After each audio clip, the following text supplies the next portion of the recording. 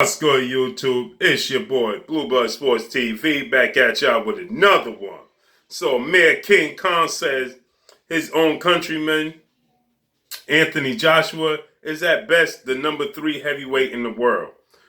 He said that he feels like his other countryman, Tyson Fury, is #1, and Deontay Wilder is definitely #2. He said they showed that in their fight that they was 1 and 2. He said that if Anthony Joshua does face either of these two, that he stands a lot to lose, and maybe that's the reason why the fight won't happen. He said he don't see the fight happening between Anthony Joshua and Deontay Wilder, or Anthony Joshua and Tyson Fury next. But he definitely sees a rematch between Deontay Wilder and Tyson Fury next. He says that he can't wait for that fight to happen. He said because they put on a hell of a performance.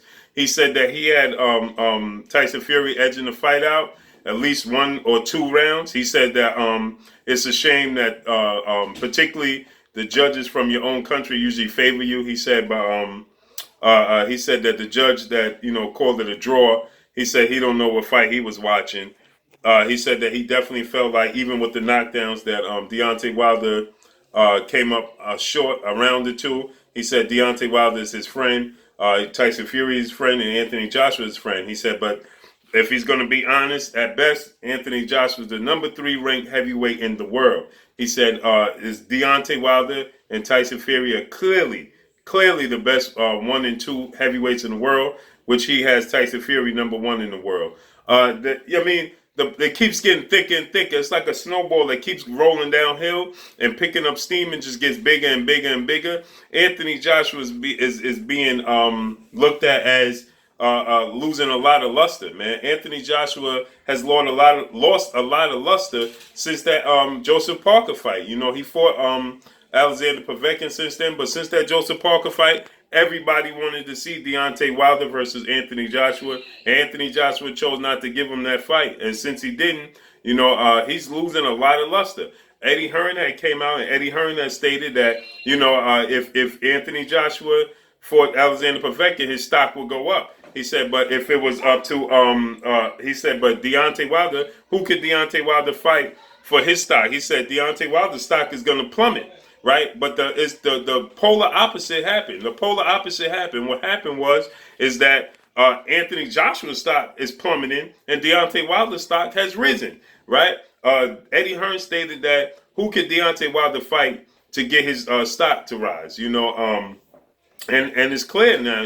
Because they did not expect Tyson Fury to bounce back like he did, and so people are still making excuses. People are still defending Anthony Joshua. People still trying to say that Tyson Fury wasn't prepared, wasn't ready. Anything to discredit Deontay Wilder at this point in time, it will do. For these people. First it was the fight wouldn't sell, and then it does almost 400,000 pay-per-view buys, and that's not enough. First, Eddie Hearn said, "I'll be shocked if this fight does 200,000 pay-per-view buys." So now it does extremely more than that, and it's still not good enough, right? And then it goes to the fight at the Staples Center wasn't sold out. Oh, that's a bold-faced lie because I was at the Staples Center. It wasn't a seat in the house. Actually, there were people standing in the aisles and being put out the aisles with security. That's how many people was there. Not to mention, when Tyson Fury made his ring walk, from the moment they showed him on the big screen, not one person in the crowd sat down. And I walked around the entire stadium, so I know this for a fact, right? The stadium was packed to a brim. You couldn't fit a razor in there. It was so packed. Okay, so it moved from that to from the pay-per-views, and the gate did one of the highest gates in the history of the Staples Center. So it just the contradictions and the agenda against Deontay Wilder is pretty evident. And if you are any type of person defending this, then you need to look in the mirror and question yourself, point blank and period. So anyway, it keeps getting thicker and thicker, from Lennox Lewis to Amir Khan to Carl Froch to Carl Frampton to Evander Holyfield to, it just gets thicker and thicker. Sugar Ray Leonard and, Riddick Bowe and, all the past present legends of the sport of boxing. And so Anthony Joshua, his stock is actually plummeting. Right, the polar opposite took place. According to Eddie Hearn, Deontay Wilder, right before the Alexander Povetkin fight, Eddie Hearn stated that, oh, what would if Anthony Joshua fight Povetkin, his stock's going to rise. Deontay Wilder, who could he fight to his stock is going to plummet because he has nobody to fight. And like I said, they did not foresee Tyson Fury bouncing back and being Tyson Fury. That's the bottom line. But that's all I got for y'all. So Amir Khan says, at best, Anthony Joshua is the number 3 ranked heavyweight in the world, according to Amir Khan. It just gets worse, man. You know, you're going to have to do something, man.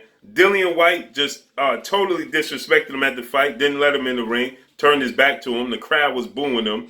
I mean, how could you defend this? There's no way you could defend this. Point blank and period, man. But that's all I got for you. It's your boy Blue Blood Sports TV. Hate, like, comment, and subscribe. If you haven't subscribed, hit the subscribe button, hit the like button, hit the bell icon to get all the new notifications. Follow me on Instagram at Blue Blood Sports TV, all one word. Y'all already know what it is. Shouts out to the entire LDBC. Shouts out to New Media. Shouts out to Black Media Row. Make sure you like and share these videos. Amir Khan says, at best, Anthony Joshua is the number 3 ranked heavyweight in the world. That's all I got for y'all. Peace.